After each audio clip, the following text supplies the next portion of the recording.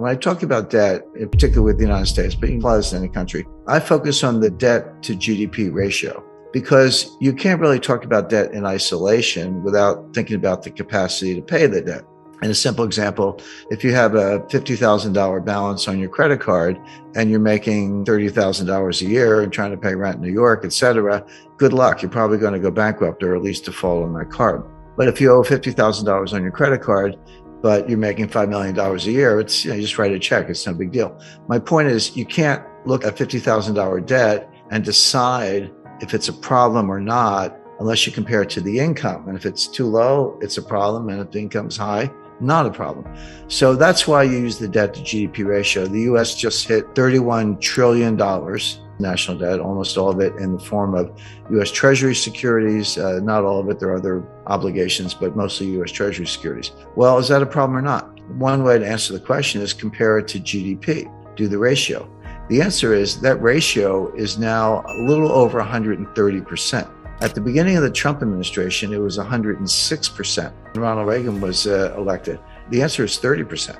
30% is completely comfortable. That's like the person with the $50,000 debt who's making millions. No big deal. 50%, yeah, getting up there. Angela Merkel and all her years in Germany, and there's a lot of research to back this up, says that 60% was the limit. And that's what the Maastricht Treaty that created the European Union and the European Central Bank, that was their goal. They said, don't go over 60%. If you do, you're expected to take measures, raise taxes or, reduce debt or reduce spending, do something to get that back down under 60%. What's the critical threshold where, water turns to steam or water turns to ice or something changes in such a way that it's not the same. It's radically different, but it happens very quickly.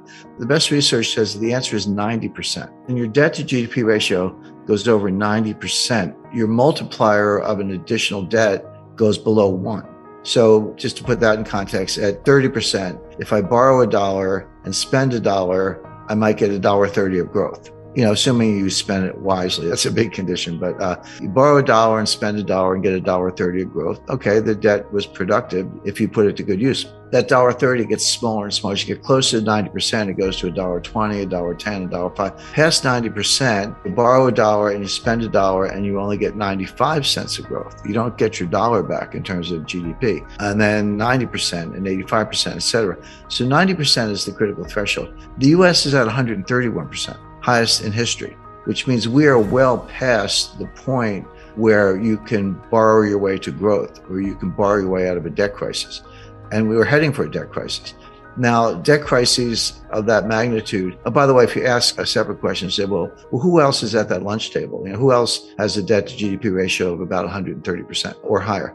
The answer is Lebanon, Greece, Italy. Those are your mates at the lunch table. That's where the United States is. Now, Stephanie Kelton, she's the big brain of modern monetary theory. She's a professor at State University of New York. She says it doesn't matter. They always point to Japan. Japan is at 280%, way past any member of the peer group. China's probably higher. China's a little more opaque because they are, but also they don't have as much national debt. If you look at the national debt to GDP, it's modest, but they have an enormous amount of provincial debt, and banking system is owned by the government or controlled by the government. When you throw in the bank debt, the state-owned enterprises, the provincial debt, and the government, so that's the real national debt. I was in south of Nanjing. They had these ghost cities. I went out to see them. They're real in the sense that, it's steel and glass and copper and cement and asphalt, and they got country clubs and hotels and luxury apartment buildings, etc. And then you look down the horizon, not too far, maybe 7-8 miles, there's another one. And then in the distance, there's another one. They're all empty. They're all empty. But you can create 20,000 jobs for 2 years if you do something like that, or 3 years or longer, but all that money's wasted. Well, that's kind of, tells you a lot about China. But the point being, it was all debt financed and a lot else besides. Stephanie Kelton says it doesn't matter because you're borrowing in your own currency. So if you're Argentine and you're borrowing dollars and you print pesos, how are you going to pay the dollars back unless you have, huge trade surpluses, which they don't. So they just default. Argentina is a serial defaulter and everyone expects that. If you borrow in dollars and you print dollars, which the United States does, they're like, what's the problem? Just print the dollars and pay the money back. Well, that's true If you print dollars, there's no reason to default on dollar debt because you actually can print the money and buy the bonds. But it doesn't mean nothing else bad happens. What about inflation or hyperinflation? What about a foreign exchange rate? The exchange rate can collapse. And these modern monetary theorists show very little understanding of the international aspects. They treat the US like a closed economy, which it's not. If it were a closed economy and we didn't have to worry about trade deficits, trade surpluses, capital flows, exchange rates, foreign credit, China owning $1 trillion of US Treasury securities, which they do. If you didn't have to worry about any of that, I think they'd probably still be wrong, but they'd have a better case. But you do. She says, well, we don't really need a bond market, US bond market. We only have a bond market as a favor to investors because it gives them a place to put their money. They say when inflation happens, raise taxes. By the way, they also say you don't need a tax system because if you can just print the money, why do you have to collect taxes? And their answer is, we collect taxes to redistribute income. Okay, well, at least they're honest. I mean, that's the kind of socialist model, but they're honest about it. If you ask the typical member of Congress to define modern monetary theory, they'll look at you funny. They've either never heard of it or they certainly don't know what it means, MMT, They're acting in accordance with modern monetary theory. Whether they know it or not doesn't matter. The actual behavior, let's go back to COVID, because we talked about the debt to GDP ratio. So Trump put through a $2 trillion COVID relief package. And that was when, the Paycheck Protection Plan, that was $800 billion, and everyone got the $1,200 check. And then at the end of December, at the very end of the Trump administration, they did another $1 trillion almost. And that's when everyone got the $600 checks. And now you're up to $1,800. By the way, those checks, that is helicopter money. What the Fed does is nonsense. But when it's fiscal policy, not monetary policy, and you're handing out checks, that is helicopter money. And credit to Larry Summers for saying, you're going to get inflation out of this. Well, Biden comes into office in January 2021, and he's like, not to be outdone. He did his own COVID relief package. That was another $2 trillion. And that's when we all got the $1,400 checks. They just handed them out. And then later that year, they did the $1 trillion infrastructure package. And then, just to top it off, what we get recently was the just under $1 trillion Green New Deal, I call it the Green New Scam. And the baseline budget deficit, before everything I just described, the baseline budget deficit was about $1 trillion a year. So take $1 trillion for 2020, 2021, add on, $2 trillion for Trump's first package, $1 trillion for his second one, $2 trillion for Biden's first package, $1 trillion for the Green New Scam, and I think $1 trillion for infrastructure. That's $7 trillion on top of the $2 trillion baseline budget deficit. So that's $9 trillion piled on top of what was at the time about a $21 trillion national debt. So that's how we got to 30 trillion. That's how the ratio went from 106 to 131. These numbers are mind-boggling, and MMT says doesn't matter. But it does matter, and it shows up the way I described earlier, which is it slows growth. You don't get growth. So best case for the U.S. is very slow, weak growth, which we saw from 2009 to 2019. Worst case is you throw a recession on top of that, which we're heading for, and the U.S. will be in fiscal distress. What was new beginning in 1989 was supply chain science. And it's a combination of algorithms, applied mathematics, increased computing power, linear programming, and other techniques that could expand and extend the supply chains greater than had ever been done before. And enormous thing, and a lot of it, people know about just-in-time inventory. Like I got a car assembly line, I got to put in the seats. I want the seats to show up like the morning that car gets to that point on the assembly line. So it's not sitting in a warehouse, not inventory, cuts costs, etc. Walmart invented something called cross-docking. Well, what's that? Well, it used to be a truck went to warehouse, unloaded, and another truck pulled up and you loaded the truck and it went away. Well, Walmart said, why don't we just go from truck to truck, skip the warehouse? And that's called cross-docking. And then a Walmart store or Home Depot or Lowe's or, others, the store is the warehouse. I mean, the reason they're so big is because they're warehouses. So it was like, okay, let's cut out the warehouse, etc. Let's go to China for cheaper labor. Let's consolidate our number of shipping lanes. Well, all that was done and a lot more for one reason, which was to cut costs, transportation costs, labor costs, energy costs, inventory costs, financing costs, etc. The problem was there was a hidden cost. While they were cutting all these visible costs and reducing the cost to the end consumer, there was a hidden cost, which was they were making the thing more and more frail, less resilient, less robust, etc. To the point where if one section broke down, the whole thing collapsed.